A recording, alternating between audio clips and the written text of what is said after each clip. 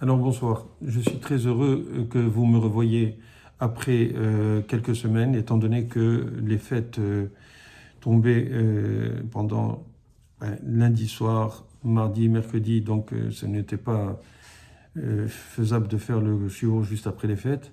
Donc on a eu un moment de répit et ce soir nous sommes le Rosh Chodesh Reshvan, 5786 et le 22 octobre 2025, excusez-moi. Bientôt on va passer en 2026 puisque ça finit avec le 6 comme en hébreu. Écoutez, je vous souhaite entre-temps d'avoir une année très très agréable et bien sûr une année de Torah et de santé.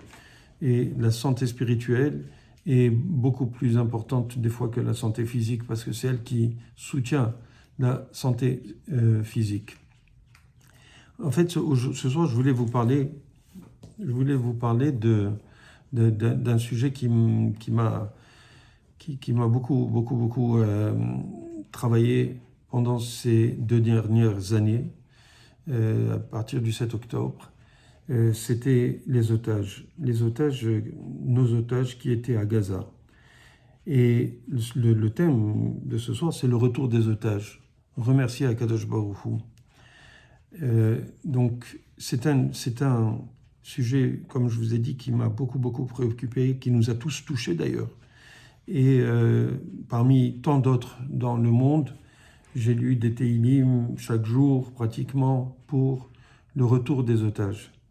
Et j'ai été très affecté par cela, par le fait que non seulement il y a eu ce massacre qui m'a fait énormément de peine, et aussi le fait que ces otages-là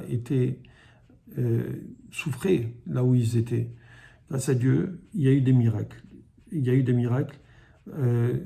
Alors c'est sûr qu'on peut attribuer ces miracles, entre guillemets, à Tsahal et aux forces de sécurité israéliennes et à la pression diplomatique des différents intervenants mondiaux. Mais il n'y a rien qui ne se fait sans la volonté divine. Vous savez, je l'ai déjà dit, le président américain actuel, Donald Trump, a échappé à 2 attentats à sa vie. Il a été frôlé par une balle. Sa tête a été frôlée, puisque c'est juste son oreille qui a été blessée. Et vous le savez bien, c'est lui-même, et tout le monde le dit, que c'est un miracle s'il n'est pas mort. Et encore une fois, on peut voir que, par exemple, Charlie Kirk a été tué avec une balle à la gorge je crois que ça lui a coupé de la jugulaire et il est mort. Donc on voit bien que quand Akadosh Baruch Hu veut que quelque chose arrive, ça arrive. Quand Dieu ne veut pas que ça arrive, ça n'arrive pas. Et on a vu que il y a eu pendant que les otages étaient à Gaza, il y a eu des personnes qui ont été sauvées, qui se sont sauvées. Et c'était par des concours de circonstances qui étaient extrêmement fins, extrêmement divins, à la limite que, par exemple, j'ai oublié comment elle s'appelait, cette jeune fille, cette soldate qui s'est sauvée, qui a été sauvée. Et c'est complètement fou ce qui est arrivé là-bas. Et on a vu que, normalement, selon toute vraisemblance, comment dirais-je, la dernière partie, les 20 otages qui restaient n'auraient pas dû être libérés aussi facilement. D'ailleurs, on a vu tous les scénarios que le Hamas faisait quand il rendait des otages. Tout cela n'a pas eu lieu la dernière fois. Ils sont sortis en même temps, quelque chose qu'on n'aurait jamais pensé. Moi, personnellement, au début de la guerre, j'ai exprimé ici même sur les shiur que je faisais, dès le début de la guerre, j'ai dit qu'on avait perdu la guerre. Et en fait, d'après ce qu'on voit, on ne sait pas si on a gagné la guerre actuellement.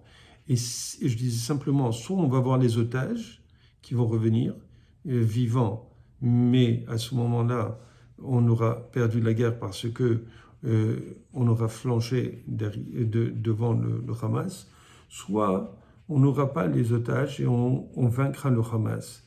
Et en fin de compte, on n'a pas eu une des deux situations, puisque l'objectif du gouvernement israélien était d'avoir et les otages et la reddition du Hamas. Alors théoriquement, on l'a eu, puisqu'il y a eu ces accords que Trump a imposés, ces accords de cessez-le-feu, mais on voit que ces accords ne sont pas appliqués. Ces accords ne sont pas appliqués, on voit actuellement que le Hamas se joue d'Israël, il n'aura pas rendu tous les corps, et probablement qu'il va négocier au maximum pour pouvoir rester en contrôle de Gaza. Alors bien qu'ils ont dit qu'il y allait avoir des technocrates qui allaient gouverner Gaza, ils sont en train de parler de quoi? Ils sont en train de parler du fait qu'il va y avoir une partie qui proviendrait de l'autorité palestinienne, une partie qui viendrait du Hamas, mais ce ne seraient pas des terroristes. Tout ça, c'est simplement de la poudre aux yeux. Ce n'est pas réel. Parce que, en fin de compte, ça voudra dire qu'ils continuent à contrôler le territoire qui est de Gaza et ils n'ont pas baissé les armes. Et je ne pense pas, en tout cas d'après ce que je vois, d'après les pressions internationales et surtout de Washington, je ne vois pas les Américains laisser Israël reprendre la guerre parce que, pour des raisons, comme le fait que, par exemple, il y a des plans qui sont beaucoup plus grands, dans le sens que, comment il s'appelle, Donald Trump veut avoir des accords d'Abraham complets avec l'Arabie Saoudite, avec éventuellement même le Qatar, le Liban, etc. Donc il va avoir aussi le prix Nobel. Donc il y a et puis pas seulement ça, pour des raisons économiques, pour des raisons d'équilibre mondial, pour des raisons de stabilité, il veut rester dans l'histoire. Et ma foi, c'est, comme on dit, c'est de bon cessez-le-feu, pour ne pas dire de bonne guerre. Il veut absolument avoir cette réussite. Et il conçoit que Israël devrait revoir à la baisse ses exigences. Or, si Israël revoit ses exigences, ça veut dire qu'en fin de compte, on a récupéré les otages et peut-être même les morts qui n'ont pas été donnés, mais qu'en fin de compte, il va avoir le Hamas qui va rester au pouvoir à travers le fait qu'il y a soi-disant des technocrates. Mais on sait bien que, bon, c'est pas comme ça que ça marche parce qu'on avait vu déjà que quand il y avait le Hamas et l'autorité palestinienne qui étaient, ça fait des années, en place, le Hamas a fait un coup d'État, ils ont enlevé tous les Palestiniens de l'autorité palestinienne, je ne sais pas si vous vous rappelez de cela. Donc on ne peut pas compter sur un état d'esprit, sur une guerre, je veux dire sur une réelle paix, une réelle cessation du feu et une réelle cessation d'envie de reproduire le 7 octobre. Et ils le disent qu'ils vont le faire. Ils le disent eux-mêmes. Donc, qu'est-ce qui se passe? Alors, on a dit, ouais, il va y avoir une force internationale. Mais c'est qui cette force internationale? Elle va être constituée de qui? De la Turquie. La Turquie, c'est les frères musulmans, c'est le Hamas. Et le Qatar, c'est les frères musulmans, c'est le Hamas.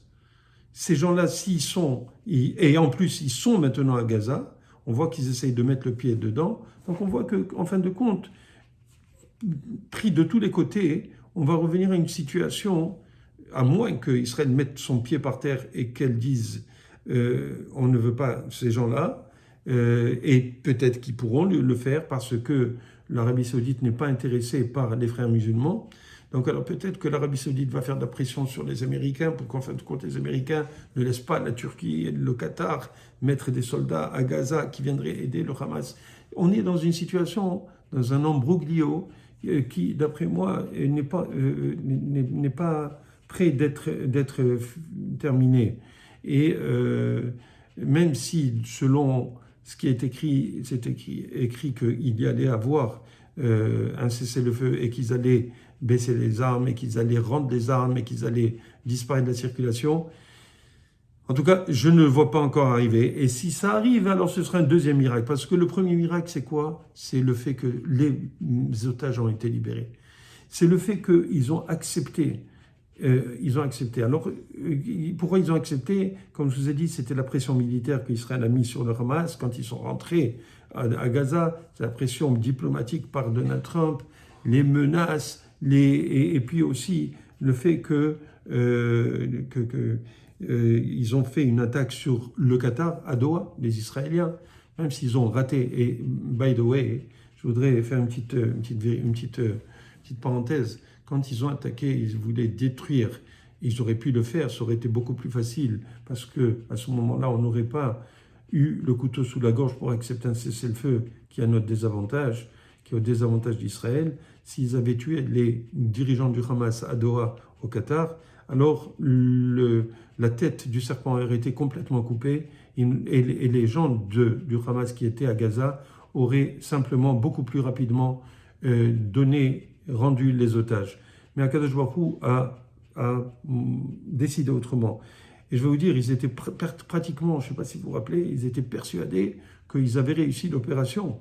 Et malheureusement, ils n'ont pas réussi, mais ils ont réussi quand même à montrer au Qatar, à faire bouger, si vous voulez, le système, et à montrer au Qatar qu'ils ne vont pas s'en tirer à bon compte s'ils croyaient qu'ils pourraient protéger les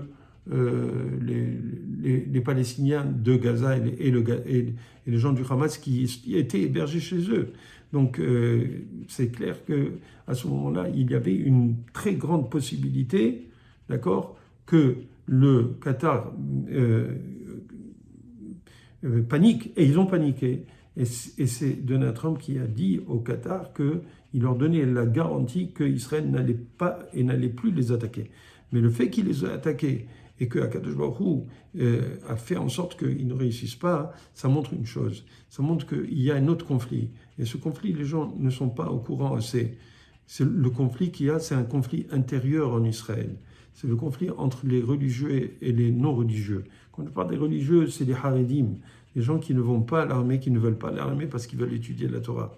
Et or, le peuple, le gouvernement israélien, la Cour suprême israélienne, la police israélienne était en train de poursuivre et de mettre en prison les soi-disant déserteurs. D'accord? Pourquoi? Parce qu'il n'y a pas eu de loi, et il n'y a pas de loi selon la Cour suprême, il n'y a pas de loi. Alors qu'en fait, il y avait une loi qu'ils ont invalidée. Et bien sûr, parce qu'ils imaginent qu'ils peuvent invalider ce qu'ils veulent. Ces gens-là sont malheureusement des gens qui sont contre le judaïsme. Et il faudrait éventuellement un jour que Akadosh Baruch Hu ait pitié de nous et qu'il les enlève de ce pouvoir. D'ailleurs, le gouvernement a essayé, depuis qu'ils sont rentrés au gouvernement, ça fait 3 ans, ils ont essayé de remettre les pendules à l'heure au niveau du système judiciaire, ils ne sont pas arrivés, et ils font la pluie et le beau temps. Mais néanmoins, le fait qu'on n'a pas réussi à cette opération à Doha, au Qatar, c'est parce que c'était juste après le fait qu'ils ont commencé à arrêter les étudiants et à les mettre en prison parce qu'ils étudient la Torah. Alors vous voyez, il y a énormément de facteurs et de variables dont il faut tenir compte pour comprendre ce qui se passe en Israël. Il y a le côté intérieur, entre les religieux et non religieux, entre la droite et la gauche, entre le système judiciaire et le système législatif. Mais il y a effectivement, comme d'habitude, depuis 75 ans, les Arabes qui nous attaquent de toutes parts. Il ne faut pas oublier, c'était une guerre de 7 fronts. 7, si ce n'est pas 8 fronts, parce qu'il y en a qui ajoutent bien sûr le front intérieur. Et donc, on voit qu'à la limite, grâce à Dieu, Akadosh Baruch Hu nous a permis d'éloigner des menaces, mais la menace est encore là. Ça a éloigné l'Iran, ça a éloigné le Hezbollah, mais le Hezbollah, il se réarme actuellement, tout de suite. Actuellement, il se réarme. Aujourd'hui, pendant que je vous parle, il se réarme et ils vont encore essayer de reprendre les armes contre Israël. Donc, il y a l'Iran qui est en train, ils disent, l'AIEA, vous savez ce qui c'est, l'AIEA, c'est l'Agence internationale de l'énergie atomique, dit que l'Iran a encore des stocks d'uranium enrichi. Donc, vous comprenez que l'affaire n'est pas finie, d'accord? Et là, la chose qui a manqué, parce que vraiment, Baruch Hashem, depuis que quand même Donald Trump a fait accepter ce cessez-le-feu et qu'on a récupéré d'un coup ces 20 otages, on a senti qu'il y avait une délivrance, il y avait on a soufflé. On a soufflé. On a tellement soufflé qu'en fait, notre spiritualité s'est essoufflée. Pourquoi? Parce qu'on n'a pas remercié Akadosh Baruch Hu. On aurait dû remercier Akadosh Baruch Hu que des 20 otages, alors qu'il nous envoyait au compte-gouttes avant des otages, que les 20 otages soient libérés et qu'il y ait un certain accord de cessez-le-feu où Israël peut se réorganiser pour pouvoir avoir le contrôle et atteindre une sécurité à Gaza. Est-ce qu'on a remercié Akadosh Baruch Hu pour ça? Est-ce qu'on a remercié assez pour ça? C'est ça la question. Or, Akadosh Baruch Hu, il veut qu'on le remercie. Akadosh Baruch Hu, il veut qu'on le reconnaisse comme étant le roi du monde. Et si on ne le fait pas, alors qu'est-ce qu'on a fait? Qu'est-ce qu'on a fait? Est-ce qu'il y a eu des événements, comment dirais-je, solennels, où on a vu que je ne sais pas, que ce soit à la Knesset, ou que ce soit dans les grandes synagogues, ou que ce soit dans les lieux publics juifs, est-ce qu'on a remercié Akadosh Baruch Hu? Est-ce qu'on a offert? Vous savez, il y avait un sacrifice, le sacrifice Toda, vous connaissez? Le sacrifice Toda, c'est un sacrifice qu'on faisait quand on avait un élan de remerciement envers Akadosh Baruch Hu, quand on était sorti d'une maladie, quand on était sorti d'un danger, etc. On a un élan de reconnaissance vers Akadosh Baruch Hu. Est-ce qu'on l'a fait? Est-ce qu'on a juste dit merci ensemble? Est-ce que, vous savez qu'est-ce que c'était? En tout cas, comme je vous ai dit au début de cette intervention, de ce shiur, ça fait 2 ans que je priais constamment pour ces otages. Et je ne suis pas le seul. C'est sûr qu'on a vu sur la place des otages à Tel Aviv comment ils faisaient des manifestations constamment, qui étaient souvent politisées. Pourquoi? Parce qu'ils ont utilisé aussi cela pour essayer de faire tomber le Binyamin Netanyahou, pour le salir, pour le vilipender. Alors qu'effectivement, certainement, il y a une certaine dose de responsabilité, mais qui aurait pu tenir la pression si ce n'est lui? Alors on va dire, oui, mais il n'y a personne qui est indispensable, personne n'est irremplaçable. Mais qui aurait pu tenir et qui peut encore tenir la pression mondiale si ce n'est lui? Il y a eu des leaders. Vous savez, je ne sais pas si vous vous rappelez de Menachem Begin, si vous vous rappelez de Shamir, je pense que c'est Yitzhak Shamir, qui était Premier ministre d'Israël. Et on a de cette trempe, ou Ben Gurion même, et on a des personnes de cette trempe, en la personne de Binyamin Netanyahou, c'est la personne qui a été le plus longtemps, je pense que ça fait 18 ans qu'il a eu. Il a eu 18 ans de pouvoir en Israël. C'est énorme, énorme, énorme pour Israël. Regardez, les gens de gauche, ils n'ont pas tenu plus que 2 mandats ou quelque chose comme ça. Mais lui, il a tenu au moins 4-5 mandats. C'est extraordinaire ce qu'il a fait et comment il avance, et de façon démocratique, il avance les résolutions du peuple d'Israël, du gouvernement, et il tient à avoir cette réussite et ce répit qu'on attend tous. Et d'ailleurs, il a changé le nom. Il a changé le nom de la guerre. C'était la guerre Iron Glaives, où c'était les épées de fer. Là, il a changé en tant que guerre de rédemption, ou guerre de Redemption War, quelque chose comme ça. Et pourquoi? Parce qu'il voulait donner la dimension de ce que c'était. Alors peut-être que les gens vont dire oui, c'est à but électoraliste, ça veut dire qu'il veut être réélu, et donc il voulait donner à tout ce qu'il a fait une ampleur en changeant le nom de la guerre. Comme c'est un petit peu la guerre de l'indépendance, lui il a voulu donner ce nom de guerre de rédemption. D'accord? Pourquoi? Parce qu'on aurait pu, et il le dit, on était en voie de disparaître. Que ce soit avec le nucléaire iranien, avec les missiles qu'ils avaient. On a vu les dommages que ça fait. Ça a tué du monde quand même. D'accord? On a vu que le Hezbollah, ils avaient 150 000 au moins missiles. Ils ont pu les éliminer. Les Houthis, ils sont partis, ils ont décapité le gouvernement. Mamash, c'est quelque chose d'assez extraordinaire qu'il a fait. Et quand il tient le fort, il le tient vraiment fort. C'est le cas de le dire. Et Baruch Hashem, cette personne, même s'il n'est pas religieux, mais il a quand même cette foi en lui qui fait qu'on a, pour le moment en tout cas, le dirigeant qu'il nous fallait pour cette période. Mais il faut juste comprendre que derrière ces gens, vous savez, je ne sais pas combien de fois vous avez vu dire... vous avez vu Benjamin Netanyahu dire Baruch Hashem, que le nom de Dieu soit béni. D'accord? Que Dieu soit béni.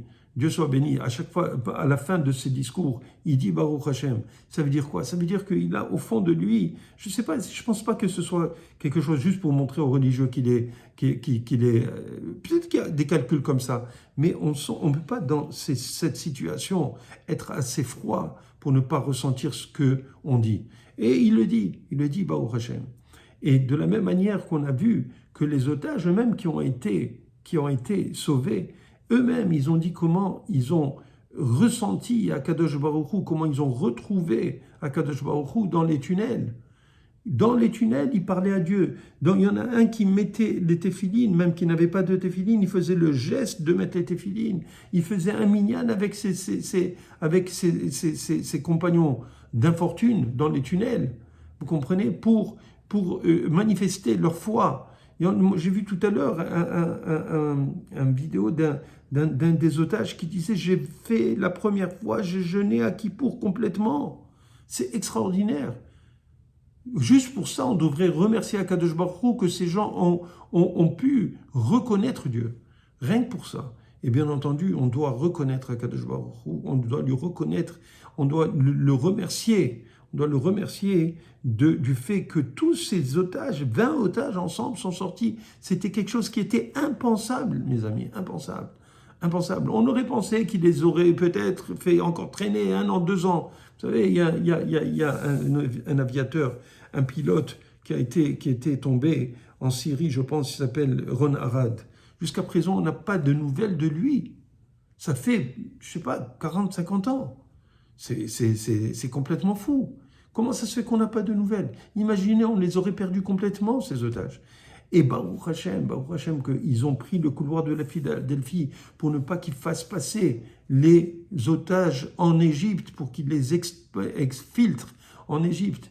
Ils ont bloqué tout cela contre les États-Unis, parce que Biden ne voulait pas qu'ils prennent ce couloir de Philadelphie et Rafah dans le temps. Et pourtant, Baruch Hashem, Dieu, il a fait passer Donald Trump, qui nous a permis d'enlever la plupart des menaces. Mais il demande maintenant à ce qu'on accepte le cessez-le-feu tel qu'il le voit. D'ailleurs, il a envoyé J.D. Vance, le vice-président. Il a envoyé, demain, il y a Marco Rubio qui vient. Il y a, comment il s'appelle, Witkoff. Et il y a Jared Kushner. Et tous ces gens-là sont venus pourquoi? Pour faire de la pression sur Bibi, pour ne pas qu'il arrête le cessez-le-feu, alors que le Hamas a violé le cessez-le-feu. Alors, regardez, je pense que s'il y avait eu un grand mouvement de remerciement de Akadosh Baruch Hu, si dans tout le monde, on avait organisé un grand Toda, une seule chose, Toda à Akadosh Baruch Hu, merci à Akadosh Baruch Hu, que tout le peuple juif se lève et dise merci pour ces 20 otages qui ont été libérés. Baruch Hashem, vivant, c'est extraordinaire, c'est magnifique. Si on avait tous si on se levait tous et qu'on ne faisait juste qu'on dise ce mot merci à Dieu, vous comprenez? Ça aurait été comme un sacrifice toda collectif que de tout le peuple juif. Malheureusement, j'ai pas vu, en tout cas à ma connaissance, je n'ai pas vu de cérémonie, même chez les religieux. Et il faut qu'on se lève, il faut qu'on le dise, il faut que qu'on dédie une journée dans tout le monde pour dire merci à Akadosh Baruch Hu, merci de nous les avoir envoyés. Ces pauvres, comment ils ont souffert. On a forcé un à creuser sa tombe. Vous l'avez vu comment il était squelettique. J'ai oublié son nom. Mais c'était infernal ce qu'ils ont vécu. Rien que le fait qu'ils soient là, que leur famille puisse les enlacer, les accueillir, les choyer et leur redonner le goût de vivre, c'est extraordinaire. Alors, mes chers amis, je ne sais pas, peut-être faites passer le mot. Disons merci à Kadosh Baruch Hu. Si les gens ne le font pas de façon collective, si le peuple juif ne le fait pas de façon collective, alors peut-être qu'on doit au moins, peut-être qu'ils ont l'intention d'attendre que le dernier corps revienne. J'espère que ce sera ça, mais il faut absolument qu'on dise merci. Voilà, c'est ce que j'ai à vous dire. Je le dis de mes tripes, parce que vraiment, je remercie Akadosh Baruch Hu. Je continue à prier pour que les corps reviennent, qu'ils soient retournés en Israël. Mais il faut qu'on remercie Akadosh Baruch Hu déjà pour ce qu'il nous a envoyé, au moins pour les gens qui sont vivants. Les morts, on va les retrouver si Dieu veut. Et bien sûr, la guerre, on espère la finir complètement et qu'on enlève toutes ces menaces. Malheureusement, je doute que Trump, il n'est pas éternel, même s'il nous supporte, même s'il nous protège jusqu'à présent sous l'ordre de Dieu, parce qu'il sait très bien que c'est Dieu qui l'a laissé en vie, donc il sait très bien ce qu'il fait. Mais qu'est-ce qui va se passer après? Qu'est-ce qui va se passer après, mes amis? Quand il ne va plus être là, qui c'est qui va le remplacer? Est-ce qu'il y aura quelqu'un qui aura la trempe de Trump? J'en doute. En tout cas, Akadosh Baruch Hu, merci. Merci de nous avoir donné la possibilité de revoir vivants ces 20 otages et que toutes ces choses n'arrivent plus. Quand quelqu'un meurt sur un champ de bataille, c'est une guerre, c'est une chose, il meurt et c'est fini. Mais ce qu'ils ont fait subir depuis le 7 octobre à toutes ces 1250 personnes, c'était affreux. Alors que Akadosh Baruch Hu nous préserve et que nous lui disions encore merci, un grand, grand merci à Akadosh Baruch Hu.